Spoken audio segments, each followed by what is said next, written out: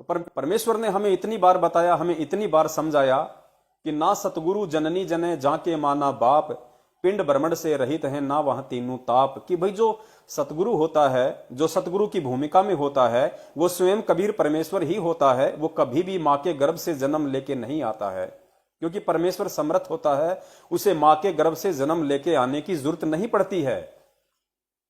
लेकिन उसके बावजूद भी उस शैतान की प्रेरणा से, उस काल की प्रेरणा से, और हमारे ही भगत भाई बहन संगत को भ्रमित करने में लगे हुए हैं, जिनमें सतलोक आश्रम मैनेजमेंट हरियाणा है, जो रात दिन परमपिता परमेश्वर सतगुरु रामपाल जी महाराज जी के साथ आश्रम में रहा करता था। क्योंकि परमेश्वर यहां आके एक मित्र जैसा व्यवहार करते हैं, और मित्र जैसा व्यवहार करने के चलते जो उनके रिश्तेदार होते हैं, जो उनके परिवार वाले होते हैं, आसपास के सेवादार होते हैं, वो उन्हें एक सामान्य संत की भांति समझ लेते हैं। ये उनकी सबसे बड़ी गलती होती है। और वो जिस रूप में उस परमेश्वर को देखना चाहिए, उस सतगुरु को देखना चाहिए, उस रूप में वो आत्माएं नहीं देख पाती हैं और वो धोखा खा जाती हैं। इन सब बातों को जब ज्ञान आधार से उस परमेश्वर के नबी, उस परमेश्वर के रसूल, क्योंकि पुण्यात्माओं वर्तमान में इस पृथ्वी के ऊपर यदि असल में कोई नबी है, असल में कोई पैगंबर है, असल में कोई रसूल है, तो सत्सेवक हैं। परमेश्वर की वो आत्माएं हैं जो उनके तत्व ज्ञान को समझ चुकी हैं, सतगुरु रूप को समझ चुकी हैं, परमेश्वर के सतलोक से इस मृतलोक में आने के प्रयोजन को, मकसद को समझ चुकी हैं, और उसी अनुसार अपनी खुद की रहनी करनी भी करती हैं और दूसरे भगत भाई बहनों को भी समझाने का प्रयास करती हैं। तो वो आत्माएं वर्तमान में परमेश्वर के असली रसूल हैं, पैगंबर हैं, जो जिहाद के साथ आज संघर्ष कर रहे हैं, भगत भाई बहनों को समझा रहे हैं कि भाई गुरुदेव ने हमें क्या मार्ग बताया, भक्ति मार्ग में पूज्य गुरुदेव ने हमें किस तरीके से चलने के लिए बताया, हमने उस तरीके से चलना है। और हमारे ही भगत भाई बहनों पे काल भगवान ने अपना जाल फेंककर उनको अपने जाले में फांस कर तुम लोगों को भ्रमित कर रहा है। तो ये जिहाद है जो पिछले 6-7 वर्षों से हम सत्सेवक कर रहे हैं।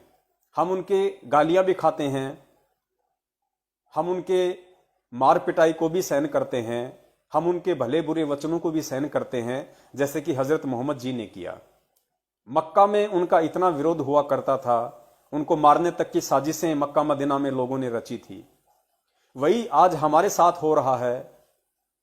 हमारे ही भगत भाई बहन सतलोक आश्रम मैनेजमेंट हरियाणा वाले और उनसे प्रेरित कुछ अन्य भगत भाई जो परमेश्वर के ज्ञान से पूर्णतया परिचित नहीं हैं, जल्दबाजी में फैसले ले लेते हैं, उन्होंने कितनी कोशिशें की हम सत्सेवकों के ऊपर अटैक करने की। जब हम संगत में जा जाके साध संगति के माध्यम से प्रोग्राम करते थे, वहां ये लोग आ जाते थे, जबरदस्ती झगड़ा करते थे, मार पिटाई करते थे। खुद 3 बार इस दास के ऊपर जानलेवा हमला हुआ है, मर्डर करने की पूरी कोशिश इन लोगों ने की है, घर में घुस के इन लोगों ने हथियारों से दास की पिटाई की है। लेकिन हमें परमेश्वर का वो वचन याद है कि बेटा जिहाद करना है, संघर्ष करना है। अगर तू मेरा शिष्य है, अगर तू मेरा भगत है, तो तुझे मेरे जीवन को देख के चलना पड़ेगा, तुझे मेरे पद चिन्हों पे चलना पड़ेगा। जिस प्रकार इस तत्व ज्ञान को तुम आत्मा तक पहुंचाने के लिए सतयुग से लेके आज इस कलयुग की बिचली पीढ़ी तक मैं किस कदर प्रयासरत हूं, संघर्षरत हूं। मैंने कैसे कैसे दिन देखे हैं, मैंने कितना संघर्ष किया है, किस प्रकार मैंने लोगों के दुर्व्यवहार को सहा है। 2-2 बार मैं जेल गया हूं और जेल में कितनी यातनाएं और प्रताड़नाएं सहन करनी पड़ती हैं। अगर मेरा कोई सच्चा भगत होगा तो वो भी मेरे पद चिन्हों पे चलेगा। मेरे पद चिन्हों पे जब कोई चलेगा तो उसके साथ भी इस भक्ति मार्ग पे वही सब कुछ घटनाएं घटित होंगी जो मेरे साथ हो रही हैं।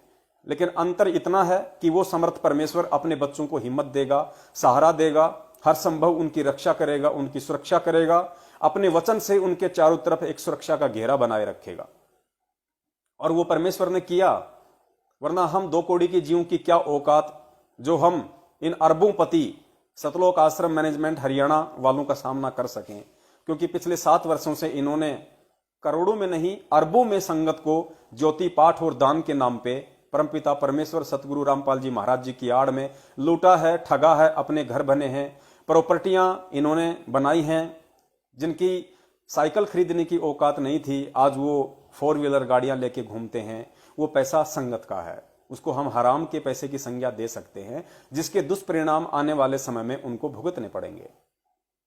तो ये सौभाग्य है आप और हम सभी आत्माओं का कि हमने परमपिता परमेश्वर को उन्हीं के आशीर्वाद से समझा, पहचाना और आज उनके ज्ञान को समझ के हम चलने का प्रयास कर रहे हैं। और हम कोशिश कर रहे हैं कि हमारे जितने भी भगत भाई बहन हैं जो उन लोगों के पीछे चल रहे हैं अनजाने में, वो वहां से निकलें, क्योंकि परमेश्वर ने आपको सब कुछ दिया हुआ है। परमेश्वर ने आपके ऊपर मेहर और दया करने में कोई कमी नहीं छोड़ी है। परमेश्वर ने आपको सत्संग दिए हैं, परमेश्वर ने आपको मर्यादा दी है, परमेश्वर ने आपको नाम दिया है, परमेश्वर ने आपका मार्गदर्शन किया है। फिर भी यदि आप कहीं भटके भूले तो उसके लिए परमात्मा ने अपने सत्सेवक बच्चों को निमित्त बना के खड़ा करके तुम भटको हुओं को संभालने के लिए फिर से परमेश्वर ने आप पे दया की है।